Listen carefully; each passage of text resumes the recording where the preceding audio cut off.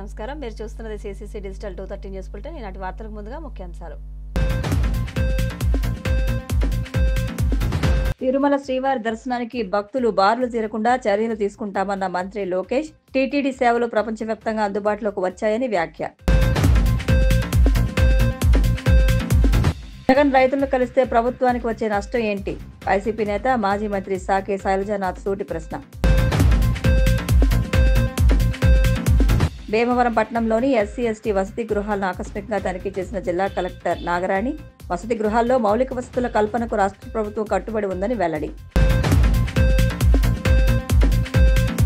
శ్రీనివాస మంగాపురంలో వైభవంగా శ్రీ కళ్యాణ వెంకటేశ్వర స్వామివారి బ్రహ్మోత్సవాలు రెండో రోజు చిన్నశేష వాహనంపై భక్తులకు అభయమిచ్చిన స్వామివారు తిరుమల శ్రీవారి దర్శనానికి భక్తులు బార్లు తీరకుండా చర్యలు తీసుకుంటామని ఆధ్యాత్మిక నగరమైన తిరుపతిలో ఇంటర్నేషనల్ టెంపుల్ కన్వెన్షన్ అండ్ ఎక్స్పోలో మంత్రి నారా లోకేష్ తెలిపారు తిరుమల శ్రీవారి దర్శనానికి భక్తులు బార్లు తీరకుండా చర్యలు తీసుకుంటామని మంత్రి నారా లోకేష్ తెలిపారు ఆధ్యాత్మిక నగరమైన తిరుపతిలో ఇంటర్నేషనల్ టెంపుల్స్ కన్వెన్షన్ అండ్ ఎక్స్పోలో మంత్రి లోకేష్ పాల్గొన్నారు ఈ సందర్భంగా లోకేష్ మాట్లాడుతూ తిరుమలలో టికెట్ బుకింగ్ ఆలయ సర్వీసులు మరింత సులభతరం చేస్తామన్నారు ప్రపంచవ్యాప్తంగా ఆన్లైన్ సేవలు అందుబాటులోకి వచ్చాయని భక్తులను ఆలయాలకు మరింత చేరువ చేసే దిశగా చర్యలు చేపడతామన్నారు డ్రోన్లు ఏఐ వినియోగంతో భక్తుల రద్దీ నియంత్రణకు చర్యలు తీసుకుంటామన్నారు తిరుపతి ఘటన దృష్ట్యా భక్తులకు ఇబ్బందులు లేకుండా చూడాలని సీఎం ఆదేశించారని ఆయన తెలిపారు But today I am humbled to be part of this magnificent Mahakumbh of temples in Tirupati.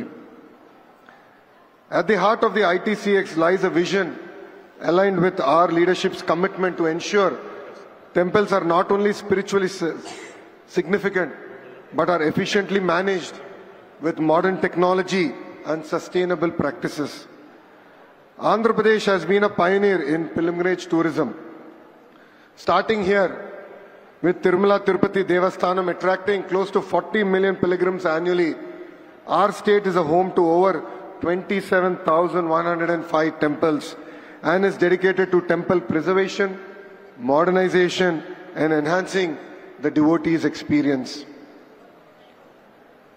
Positive leadership is all about transformation, change. And exemplary leaders who made a huge impact with their decisions here are none other than Nandamuri Taraka Ramarao Garu and our beloved leader Chandrababu Naidu Garu. Venkateswara Nitya Annadanam Endowment Scheme was started by Tirumala Tirupati Devasthanam on April 6, 1985. This scheme was initiated by Anna NTR with a 1 crore corpus. It was aimed at providing free food for 2,000 pilgrims. Today it serves more than 1,60,000 pilgrims on a weekday and 2,05,000 pilgrims on a weekend and has grown to close to 2,000 crore corpus. Pranadanam Trust, founded by our beloved leader Chandrababu Naidu Garu in November 2001. This trust provides free treatment including outpatient and inpatient treatments, surgeries, medications and meals. You know, a lot of people don't know one thing. It was after Mr. Naidu who started Pranadanam Trust. Literally, he came to Tirupati to start the Pranadanam Trust. And on his way to Tirumala, during Brahmotsavalu, there was an attack on him. And it was Lord Balaji who saved him for the country today. You know, 1,80,466 patients are treated from 588 rural camps. 1,38,066 patients were treated through 212 specifically epilepsy clinics. 57,610 patients were treated to specialized clinics for high blood pressure, diabetes, heart wall problems. And close to 8,500 patients have been treated through surgeries for cancer, heart disease, neurological illness, kidney diseases and other procedures. I would also like to say a few words in Telugu. Sanatan Dharmam ante Hindu Dharmam. Manava Seva anedi Madhava Seva. Manandram kalsigattuga mana dharmanni కాపాడుకోవాల్సిన అవసరం ఉంది సమాజానికి సేవ చేస్తే పరమాత్ముడికి సేవ చేసినట్లు హిందూ ధర్మం అంటుంది మన దేశ సంస్కృతి సాంప్రదాయాలు ఎంతో గొప్పవి.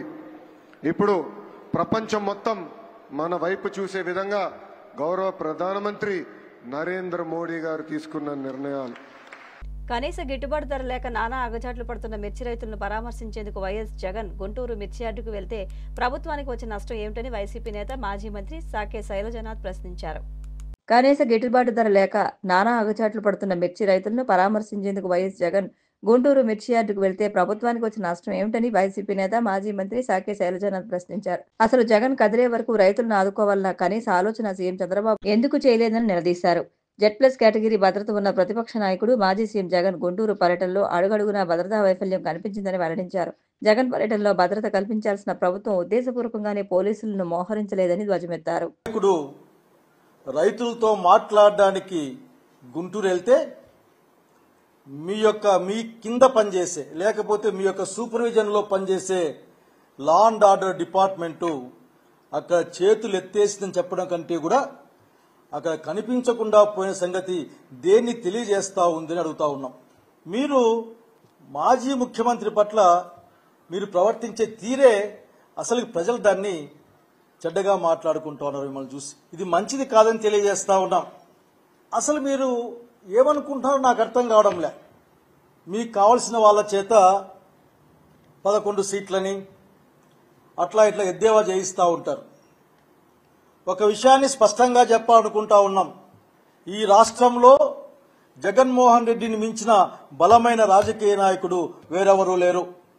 దాదాపు 40% ఓట్లు కలిగిన పార్టీ ఇది. మీరు కూటమి పేరు మీద మీరు సేన వాళ్ళు అర్థ బీజేపీ అంతా కలిస్తే కూడా వచ్చిన ఓట్లు తప్పనిస్తే single largest that is strongest party ఉంటుంది వైఎస్ఆర్సీపీ రాష్ట్రంలో. నాయకుడు జగన్మోహన్ రెడ్డి గారు దాన్ని మీరు గుర్తించినా నిరాకరించినా సరే అక్కడికి హాజరైన అశేష జనవాహిని తెలియజేస్తుంది జగన్మోహన్ రెడ్డి గారి పట్ల ఆంధ్ర రాష్ట్ర ప్రజానీకానికి ఉన్న నమ్మకం ఏంది, భరోసా ఏందన్న విషయం పట్ల. నేను పోలీసు వాళ్ళని కూడా అడుగుతా ఉన్నాను. ఈ మధ్య అర్థం కావడం లేదు మాలాంటి వాళ్లకు.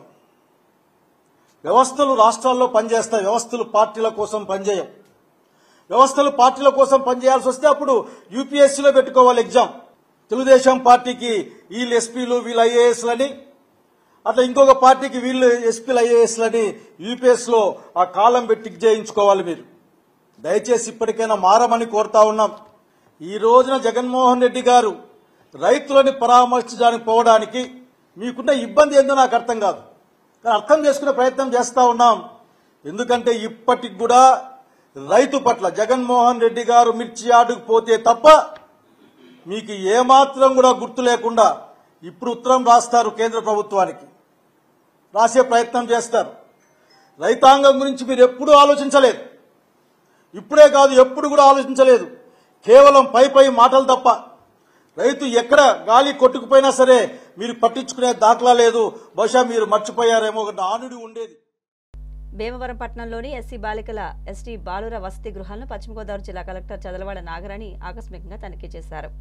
భీమవరం పట్టణంలోని ఎస్సీ బాలికల ఎస్టీ బాలుర వసతి గృహాలను పశ్చిమ గోదావరి జిల్లా కలెక్టర్ చదలవాడ నాగరాణి ఆకస్మికంగా తనిఖీ చేశారు. తొలుత భీమవరం రైతు బజార్ దగ్గరలో ఒకే ప్రాంగణంలో ఏర్పాటు చేసిన ఎస్సీ కాలేజ్ విద్యార్థుల వసతి గృహం, ఎస్సీ చిన్నపిల్లల వసతి గృహం, బీసీ విద్యార్థుల వసతి గృహాలలో జరుగుతున్న మౌలిక వసతుల అభివృద్ధి పనులను పరిశీలించారు. నూతనంగా నిర్మాణంలో ఉన్న టాయిలెట్లను పరిశీలించి బాలికలకు ఎట్టి పరిస్థితుల్లో ఇబ్బంది కలగకూడదని, నిర్ణీత గడువులోపు పనులు పూర్తి కాకపోతే చెల్లింపులు నిలిపివేస్తామని కాంట్రాక్టర్ను హెచ్చరించారు. వసతి గృహం ఎల్లప్పుడూ అత్యంత పరిశుభ్రంగా ఉండాలని, అలాగే టాయిలెట్స్ కూడా చాలా శుభ్రంగా ఉంచాలని ఆదేశించారు.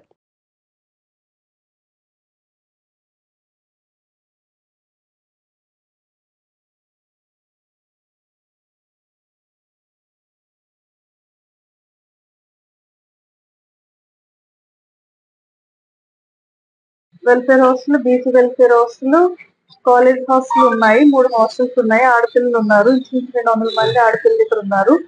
అయితే వీళ్ళకి నేను వచ్చిన కొత్తలో విజిట్ చేసినప్పుడు టాయిలెట్స్ షార్టేజ్ అది ఉంది అని చెప్పారు. డ్రింకింగ్ వాటర్ వాడుకోవడానికి కూడా వాటర్ షార్టేజ్ అని చెప్పారు. దాని మీద మేము వర్క్స్ కొన్ని మొదలు పెట్టాము. మున్సిపాలిటీ నుంచి, భీమవరం మున్సిపాలిటీ నుంచి టాయిలెట్స్. ఈ లోపల గవర్నమెంట్ నుంచి కూడా బీసీ హాస్టల్కి ఒక 1.5 lakhs, 1.35 lakhs, ఎస్సీ వెల్ఫేర్ హాస్టల్కి ఒక 6 lakhs శాంక్షన్ అయింది. ఈ వర్క్స్ అన్ని కూడా ఇక్కడ టేకప్ చేస్తున్నాము. ఇది కాకుండా ఇక్కడ పిల్లలకి కొన్ని బెడ్స్ అన్ని కూడా అందివ్వడం జరిగింది పడుకోవడానికి. దోమతెరలు కూడా మనము 120 దోమతెరలు అందించడం జరిగింది. తిరుపతి జిల్లా చంద్రగిరి మండలం శ్రీనివాస మంగాపురంలో శ్రీ కళ్యాణ వెంకటేశ్వర స్వామి వారి బ్రహ్మోత్సవాలు వైభవంగా జరుగుతున్నాయి. తిరుపతి జిల్లా చంద్రగిరి మండలం శ్రీనివాస మంగాపురంలో శ్రీ కళ్యాణ వెంకటేశ్వర స్వామి బ్రహ్మోత్సవాలు వైభవంగా జరుగుతున్నాయి. బ్రహ్మోత్సవాల్లో 2వ రోజు శ్రీనివాసులు శ్రీ వేణుగోపాలకృష్ణుడి అలంకారంలో చెన్నవేష వాహనంపై భక్తులకు అభయమిచ్చారు. భక్తులు అడుగడుగునా కర్పూర హారతులు సమర్పించారు. భక్తజన బృందాల కోలాటాలు, చెక్క భజనలు తదితర సాంస్కృతిక కార్యక్రమాలు ఆకట్టుకున్నాయి.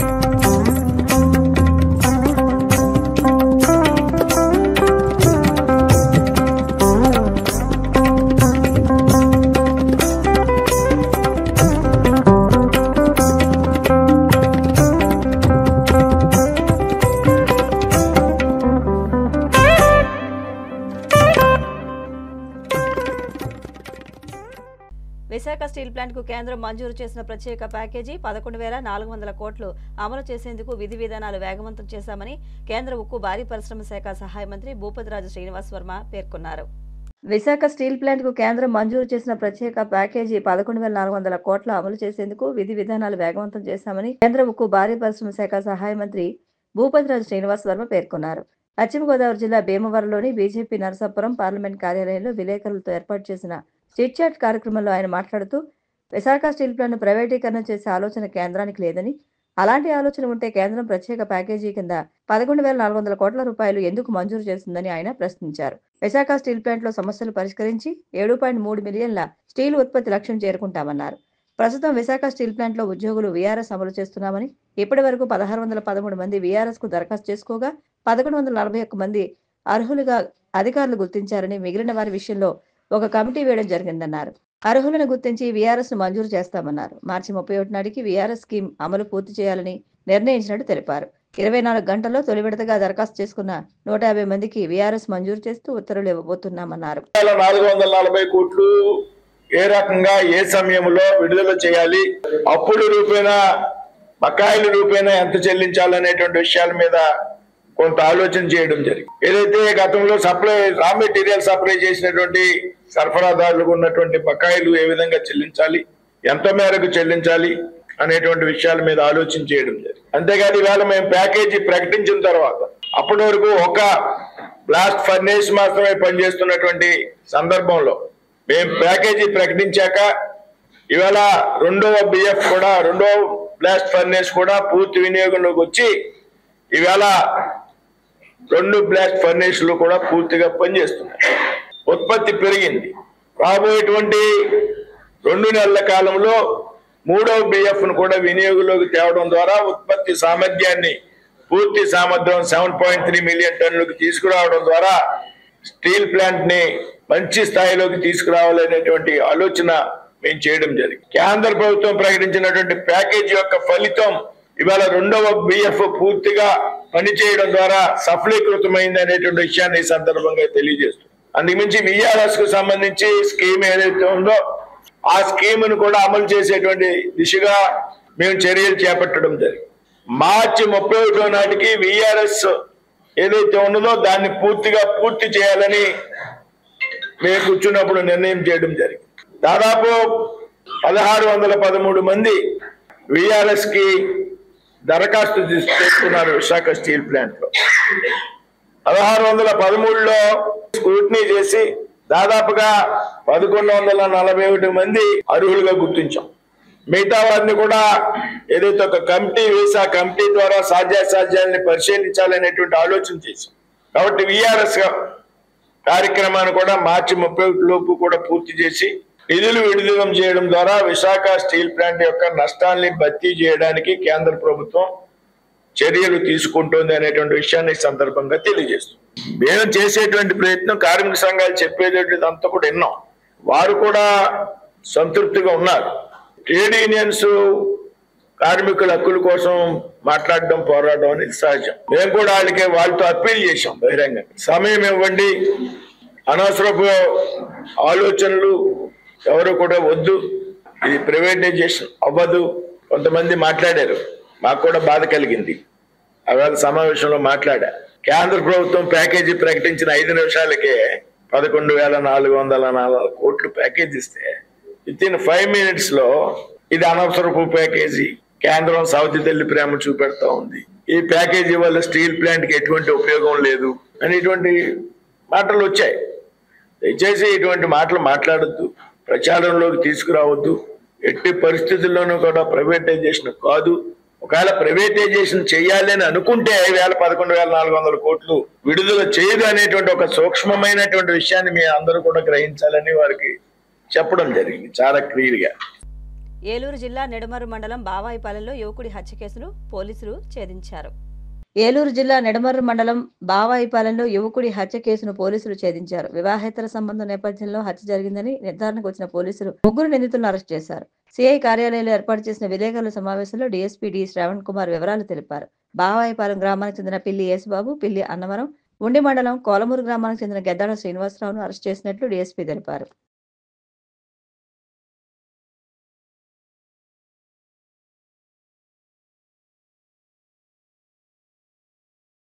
సిఐ గారు, సుభాష్ గారు, నిర్మల్ ఎస్ఐ గారు, అదేవిధంగా కనపురం ఎస్ఐ గారు మరియు చేబ్రోల్ ఎస్ఐ గారు ఒక 3 బృందాల కింద విడిపోయి ఈరోజు పై 3 కూడా అరెస్ట్ చేయడం జరిగింది. ఇందులో భాగంగా మృతుని యొక్క చెయ్యి పడి ఉన్న ప్రదేశాన్ని గుర్తించడం, అతని చెయ్యిని మనము స్వాధీనపరచుకోవడం, కుడి చేతులు స్వాధీనపరచుకున్నాం. అదేవిధంగా ఏదైతే ఈ హత్యకు ఉపయోగించినటువంటి కత్తిని, అదేవిధంగా ఈ మృతుని యొక్క మోటార్ సైకిల్ కూడా వీళ్ళు తీసుకెళ్ళి దాచేశారు. ఆ మోటార్ సైకిల్, అదేవిధంగా వీళ్ళు ఆ రోజు నాడు మృతుని తీసుకొని రావడానికి ఒక మోటార్ సైకిల్, తర్వాత తండ్రి ఇంకో మోటార్ సైకిల్, మొత్తం 3 మోటార్ సైకిల్ కూడా స్వాధీనపరచుకోవడం జరిగింది. అలానే ఇంకా వీళ్ళందరూ సెల్ ఫోన్లు, ఏదైతే ముఖ్య భూమికి పోషించినటువంటి సెల్ ఫోన్ కూడా స్వాధీనపరచుకొని సెల్ ఫోన్లో ఉన్నటువంటి ఆధారాలన్నింటినీ కూడా చేసుకోవడం జరిగింది. తద్వారా ఈరోజు ముద్దాయిని అరెస్ట్ చేసి రేపొద్దున కోర్టులో ప్రొడ్యూస్ చేస్తాము. కాబట్టి ఈ హత్య కేవలం తన భార్యతోటి అక్రమ సంబంధం పెట్టుకున్నాడు, ఇంటి పక్కన ఉన్నటువంటి మృతుడైనటువంటి ఈ యేసురాజు పెట్టుకున్నాడనే ఉద్దేశంతో పిల్లి యేసు, అతని తండ్రి అన్నవరం, అదేవిధంగా గద్దాడి శ్రీనివాసు, వీళ్ళు 3 కూడా వాళ్ళ అనుమానంతో ఇతన్ని బలి తీసుకోవడం జరిగింది. మా దర్యాప్తు బృందాలు ఇవన్నీ కూడా కరెక్ట్గా అన్ని క్లూస్ కానీ అన్ని రకాలుగా దర్యాప్తు చేయడం జరిగింది. ఆ దర్యాప్తు భాగంగా మా టీం అందరూ కూడా అభినందిస్తున్నాం. వీళ్ళందరూ అరెస్ట్ చేయడం, ఆ కత్తిని, ముఖ్యంగా ఆ మృతుడి యొక్క చెయ్యి నేను స్వాధీనం చేసుకోవడం, మృతుడి అతని చెయ్యి పైనటువంటి కొన్ని అతను పచ్చబొట్టు పొడుచుకున్నటువంటి అన్నీ కూడా మనకి లభించడం, ఇప్పుడు ఆ చేతిని కూడా మనం DNA ఫింగర్ ప్రింటింగ్ పంపించడం కూడా జరుగుతుంది. అదేవిధంగా తను ఉపయోగించినటువంటి కత్తి, తర్వాత అతను ఉపయోగించినటువంటి బట్టలు ఇవన్నీ కూడా స్వాధీనపరచుకోవడం జరిగింది. కాబట్టి అవన్నింటిని కూడా దర్యాప్తులో భాగంగా మేము చేయడం జరుగుతాం. బీజేపీని బలోపేతం చేయడమే లక్ష్యంగా పనిచేద్దామని జిల్లా బీజేపీ ప్రెసిడెంట్ అయినంపూడి శ్రీదేవి పేర్కొన్నారు. బీజేపీని బలోపేతం చేయడమే లక్ష్యంగా పనిచేద్దామని జిల్లా బీజేపీ ప్రెసిడెంట్ అయినంపూడి శ్రీదేవి పేర్కొన్నారు. పశ్చిమ గోదావరి జిల్లా ఉండిలో మండల బీజేపీ అధ్యక్షుడు ఎర్ర విక్రమ్ అధ్యక్షతన బీజేపీ కార్యవర్గ సమావేశం జరిగింది. ఈ సందర్భంగా జిల్లా బీజేపీ అధ్యక్షురాలు శ్రీదేవి మాట్లాడుతూ అన్ని గ్రామాలలో బీజేపీని బలోపేతం చేయడానికి ప్రణాళికతో ముందుకు వెళ్దామన్నారు. ప్రధానమంత్రి నరేంద్ర మోడీ ప్రవేశపెడుతున్న ఆయా పథకాలు ప్రజలకు వివరిద్దామన్నారు. పేరుచెర్ల సుభాష్ రాజు మాట్లాడుతూ కూటమి తరపున ఎమ్మెల్సీ అభ్యర్థిగా పేరాబత్ల రాజశేఖర్ విజయానికి అందరూ కృషి చేయాలన్నారు. South central railway Secunderabad zonal railway users consultative committee సభ్యుడిగా ఎంపికైన కోర రామ్మూర్తిని ఉండి మండలం తరపున ఘనంగా సన్మానించారు.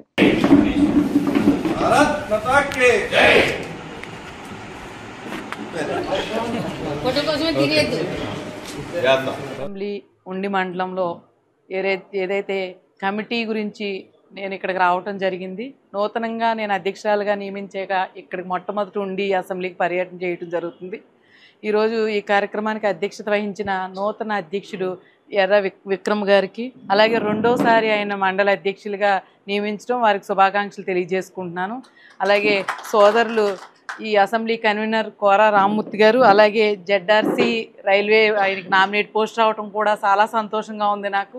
మీ అసెంబ్లీకి ఎక్కువ లాభకరమని నేను అనుకుంటున్నాను. ఎందుకంటే ఎన్ని రోజుల నుంచో రోడ్స్ పెండింగ్లో కోర్టులో ఉండి అవి ఎదరికెళ్ళక మీరు నలిగిపోతున్నారు, ఇబ్బంది పడుతున్నారు. ఈవేళ మీ విషయంగానే మాకు లేట్ అయింది, దయచేసి అన్యదా అనుకోవద్దు.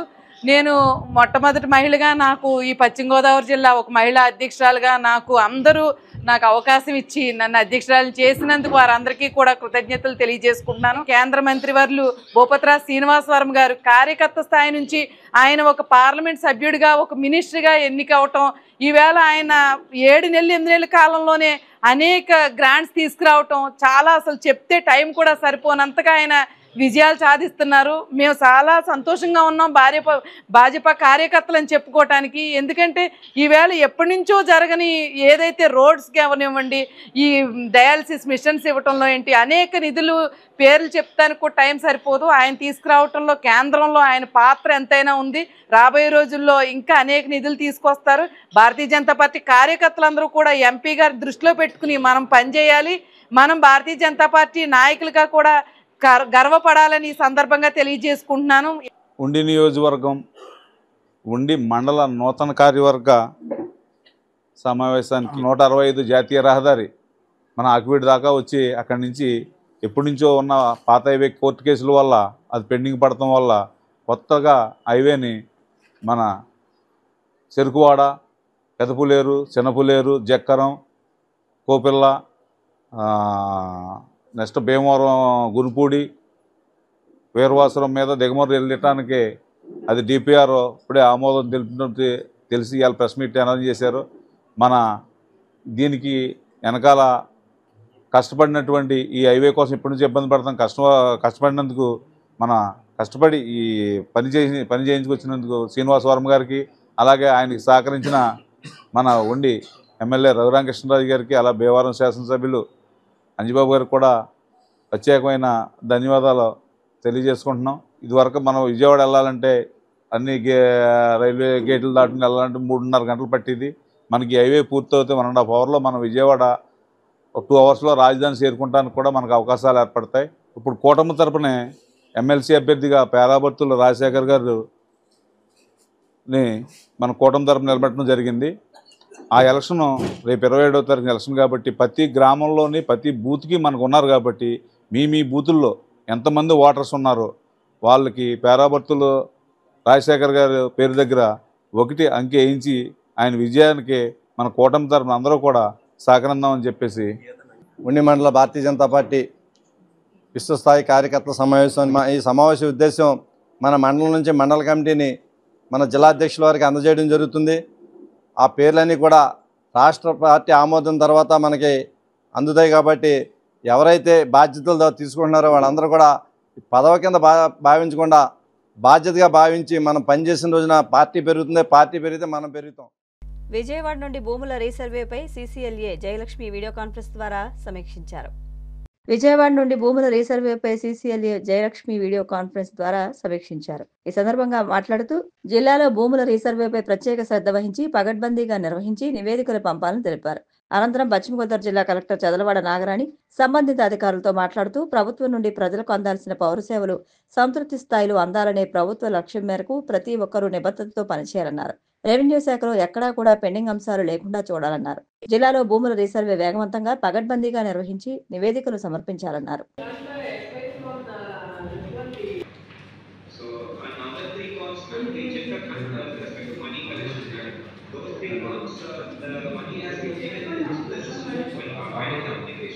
వార్తలు ముగించే ముందు ముఖ్యాంశాలు మరొకసారి.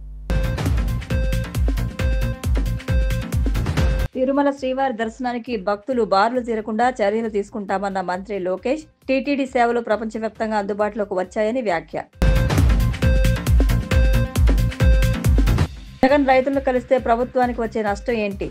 వైసీపీ నేత మాజీ మంత్రి సాకే శైలజానాథ్ సూటి ప్రశ్న. భీమవరం పట్టణంలోని ఎస్సీ/ఎస్టీ వసతి గృహాలను ఆకస్మికంగా తనిఖీ చేసిన జిల్లా కలెక్టర్ నాగరాణి, వసతి గృహాల్లో మౌలిక వసతుల కల్పనకు రాష్ట్ర ప్రభుత్వం కట్టుబడి ఉందని వెల్లడి.